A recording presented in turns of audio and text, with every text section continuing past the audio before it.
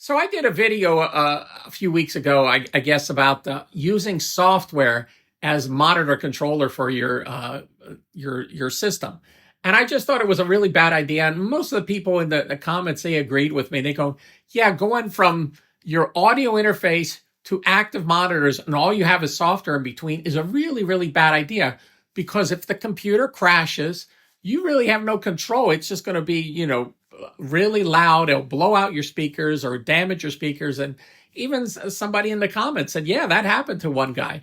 But there's this one guy who keeps on arguing with me that he's been using the system and it's great. And I go, well, then you're very lucky. And he goes, luck has nothing to do with it. I go, it absolutely has something to do with it, because your computer at some point could crash. I mean, maybe it'll never will, but it could crash and you will be in big, big trouble. And he keeps coming back at me and telling me, no, it's a good system.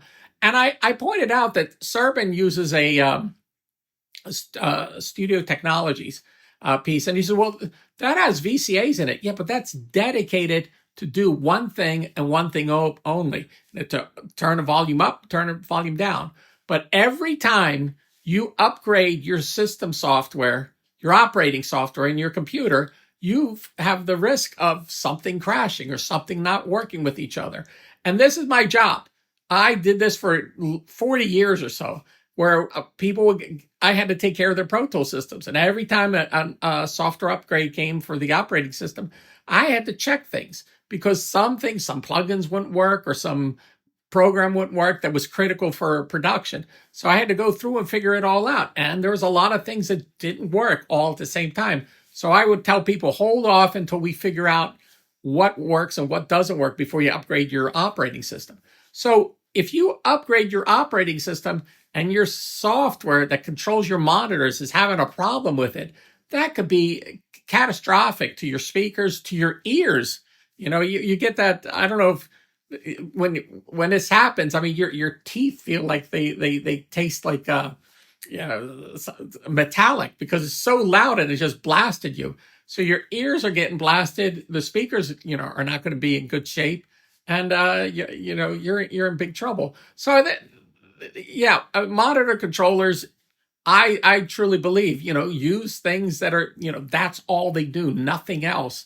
And I've mentioned this about Serban using that Studio Technologies piece. And somebody was asking me, do you have any interesting stories about studio monitor controllers? Well, it used to be, if you really wanted the best of the best, you bought the Crane Song, the Avocet. But some people, didn't want that gigantic, piece of gear sitting on their console. So they wanted something smaller. And the Studio Technologies, they've always made some really great stuff. So there you go. So I'm a little just perturbed with this guy who keeps on saying, well, it's not luck. And I go, it absolutely is luck.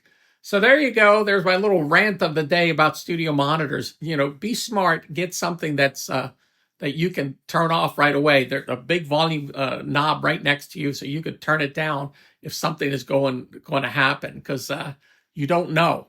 And if you don't have that, you're flirting with disaster right there. Okay, there you go.